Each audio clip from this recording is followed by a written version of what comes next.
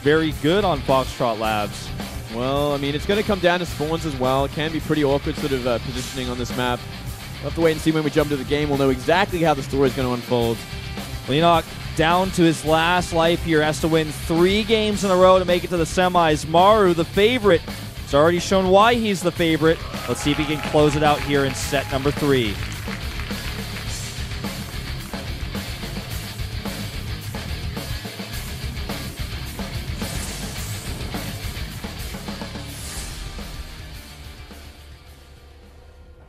Top right in the red, it's Leenock. As you said earlier, a bit salty after that first loss. The salty Zerg. Just can't imagine how salty he is after the second. Yeah, in the bottom left, we do have Maru going for another proxy.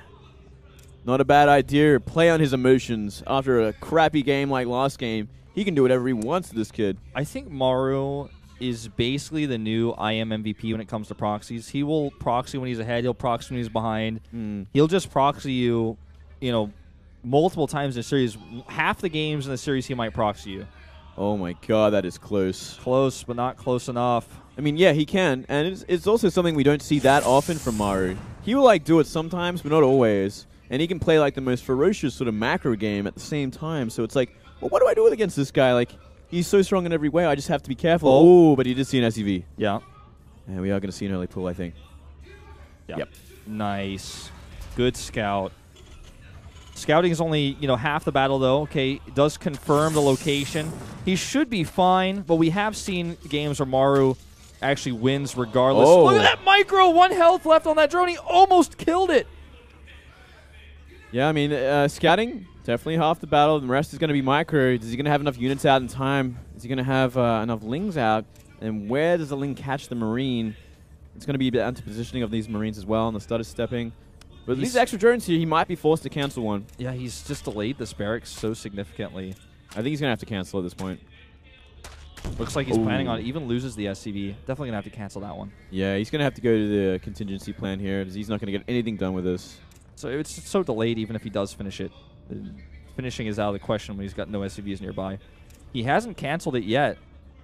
I guess just waiting for the last second. Yeah, I think he's just waiting for the last second. He's going to probably cancel it, block off with supply depots on the top of his ramp. Just getting a Marine back in time before the Lings get on the map so he can sort of deflect them if they try and do damage on the ramp. He's sending that SCV back, but there's just too many Lings. He can't defend that second barracks. He has to cancel it. Well, he's no way he's going to make this. He's just waiting, I think. Okay, yeah, he is just waiting. There's the cancel on the lift. Would have been nuts. He's going to put down a CC. Yep. Okay. He's going to wall it with the CC. Not a bad choice. Save some money. You don't need that extra depot just yet. Ooh, this is just too cute. Supply depot block. That's Could awesome. get the SCV though. He's just going to kill he's going to kill both actually. That was ambitious from Maru, but at least he's buying time for that other Marine to get to the top of the ramp. Kind of give that CC a little bit more time to build as well. Yeah. With the production of all these Zerglings, Maru's ahead in Harvesters for a little while. He's got a faster CC, or not a faster CC, but a CC that's, compared to where a Zerg would like to be with their hatchery, pretty good. Yeah. He's going to have double mules pretty soon. Well, we're seeing 3 Raxes being added. I think we're just going to see a Marine all in. Oh. He's going up to 4, yeah. Yeah. 3 Raxes being built in the bottom of his CC. It's going to be important if we're going to see Leenock go for a sort of a big scout with that Overlord into the bottom left. It's going up to 5. Yeah, it's complete all in. And I like this a lot. This is something we used to see in Wings of Liberty. This is bit by bit. This is what I used to do when I played TLO as a Terran. Oh, this is great. This is he's really digging deep for some interesting styles to kind of have a decent contingency plan. It's going to come down to when Leenock decides to get his Baneling Nest as well, and if he decides to sack an Overlord. This is just so crazy. I love it, man. I love it too. It's just let me pull something out that you would never expect. Let me pull an OGS Ensnare for a second. Let's see if you remember. let me think back 4 years. And let's see what I can come up with. I mean, this is old school. This was a common build that you'd see a lot of the time back when StarCraft 2 and Wings of Liberty at the very early stages was almost felt rock, paper, scissors because it was so not figured out at the time. Hides the barracks easily here. Okay, this Overlord will be spotted by the depot, so he should easily be able to deny it. Yeah. And this is Leenock's worst nightmare. Not only is he going to see nothing, he's going to see this gas that isn't real. That's great. Cancels it the moment that Overlord disappears. One mistake, though, for at least Leenock was he could have spent a Zergling Scout in, scouted all the Marines on the ramp, and be like, whoa, that's a lot of Marines. And maybe, just maybe, get a Baneling Nest. But instead, he's going to go completely undefended. He's putting down one Spine Crawler now, but you're going to need a lot more than one Spine to deal with this many Marines. How many SCVs do you think he'll pull with this? It's hard to say. Looks like at least the main. Okay, looks like all of them. Yep. Looks like he's pretty Oh, cool. he killed the rocks. He was like, whoa, thank you, sir. I guess I'll just run straight to your base now. This is a worst possible scenario for Leenock. And he can't see it. By the way, he has no vision. He has no vision He has whatsoever. no vision. This is the worst way to lose. Right now, he's probably like, what? Okay, he makes a Baneling Nest as he starts to figure this out. Now he sees SCVs. He sees SCVs. He needs to add spines as well, but I think it's just too late. He's only at one spine here. He's going to have to pull a lot of drones as well. He's going to have to try and get a sort of like a surround.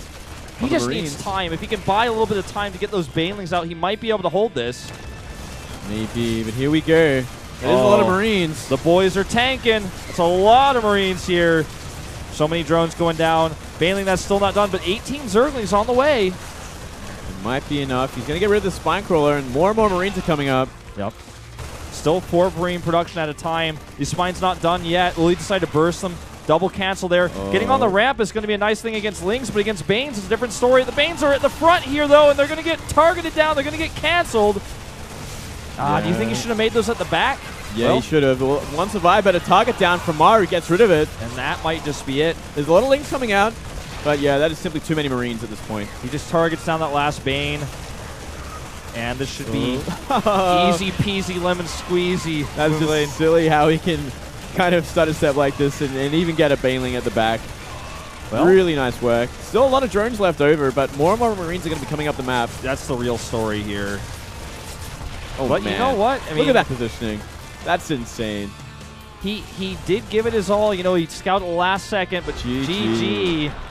Yeah, that's just ruthless, That's the worst way to lose. That's like, well, I guess I got to go back to like 4 years ago when the meta was like this, and you know, kind of think of everything against this guy because he's got all the tools. He's got to go get that book off the shelf that's 2010 builds and blow the dust off of it, open it up. Got to open that old tome, flick to like the start of the book and be like, okay, 5 racks follow up to a failed proxy 2 racks. There's just a picture of 3 DSL and bit by bit Prime, and he's like, that's right.